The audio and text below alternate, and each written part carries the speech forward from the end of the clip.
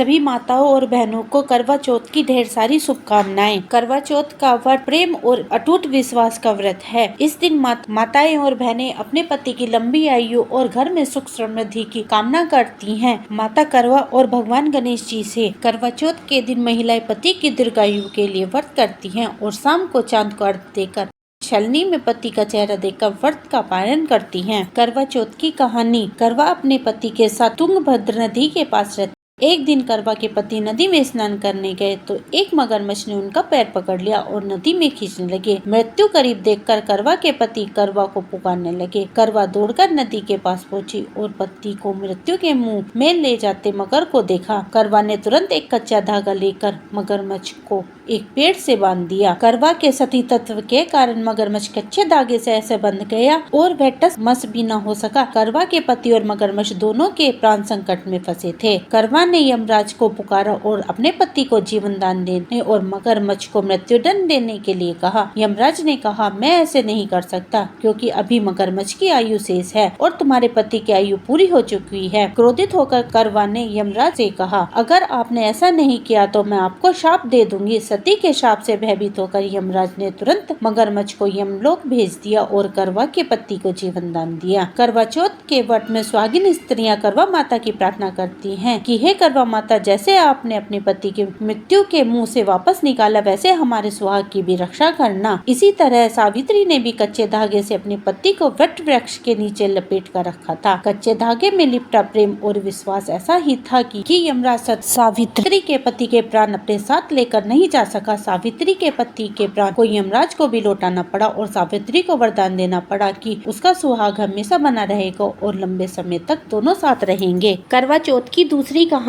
एक साहूकार के 7 बेटे और उसकी एक बहन करवा थी। सभी सातों भाई अपनी बहन से बहुत प्यार करते थे, यहाँ तक कि वे पहले उसे खाना खिलाते और बाद में स्वयं खाते थे। एक बार उसकी बहन ससुराल से मायके आई हुई थी। शाम को भाई जब अपना व्यापार व्यवसाय बंद करके घर आए तो देखा उसकी बहन बहुत व्याकुल थी। सभी भाई खाना खाने बैठे और अपनी बहन से भी खाना खाने को कहा, लेकिन बहन ने बताया कि आज उसका करवा चौथ का निर्जला व्रत है और वह खाना सिर्फ चंद्रमा को देखकर और उसे अर्घ्य देकर ही खाए।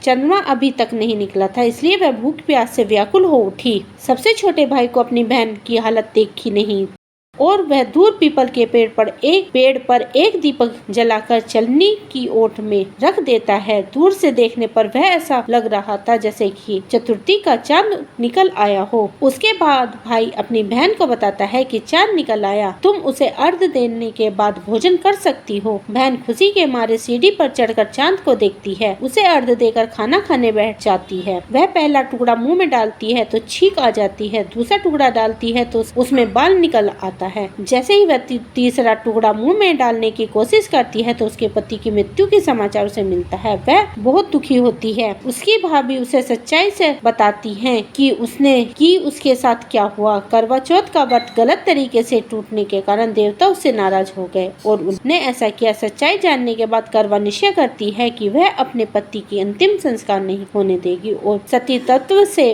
उसे पुनर्जीवन दिलाकर रहेगी। वह पूरे 1 साल तक अपने पति के शव के पास बैठी रहती है, उसकी देखभाल करती है, उसके ऊपर उगने वाली सुई नुमा घास को वह एकत्रित करती जाती है। 1 साल बाद फिर करवा चौथ का दिन आता है। उसकी सभी भाभियां करवा चौथ का व्रत रखती है। जब भाभियां उसे आशीर्वाद लेने आती है वह प्रत्येक भाभी से यम सुई ले लो, पिया सुई दे दो, मुझे भी अपनी जैसी सुहागिन बना दो, ऐसा आग्रह करती है। लेकिन हर बार भाभी उसे अगली भाभी से आग्रह करने के लिए कहकर चली जाती है। इसी प्रकार जब 6 नंबर की भाभी आती है तो करवा उससे भी यही बात दोहराती है। यह भाभी उससे बताती है कि चूंकि सबसे छोटे भाई की वजह से ही उसका व्रत टूटा था, उसकी पत्नी में ही इतनी शक्ति है कि वह तुम्हारे पति को दोबारा जीवित कर सके, इसलिए जब वह आए तो तुम उसे पकड़ लेना और जब तक वह तुम्हारे पति को जिंदा ना करे उसे मत छोड़ना। ऐसा कहकर वह वहाँ से चली जाती है। सबसे छोटी भाभी आती है। करवा उससे भी सुहागिन बनने का आग्रह करती है, लेकिन वह टाल मटोली करने लगती है। इस करवा उन्हें जोर से पकड़ लेती है और अपने सुहाग को जिंदा करने के लिए कहती है। भाभी उसे छुड़ाने के लिए नोचती है, कसोटती है, लेकिन करवा नहीं छोड़ती। अंत में उसकी तपस्या को देखकर भाभी पसीज जाती है और उसकी अपनी छोटी उंगली को चीरकर उसके पति के मुंह में डाल देती है। करवा का पति तुरंत श्री गणेश कहता हुआ उठ बैठता है। इस प्रभु की कृपा से उसकी छोटी भाभी के माध्यम से करवा को अपना सुहाग वापस मिला। हे गणेश जी, हे माँ गौरी, जिस तरह करवा को चिर सुहाग का वरदान मिला, वैसे सबको सुहागिनों को देना। कहते को सुनते को, हुंकारा भरते को।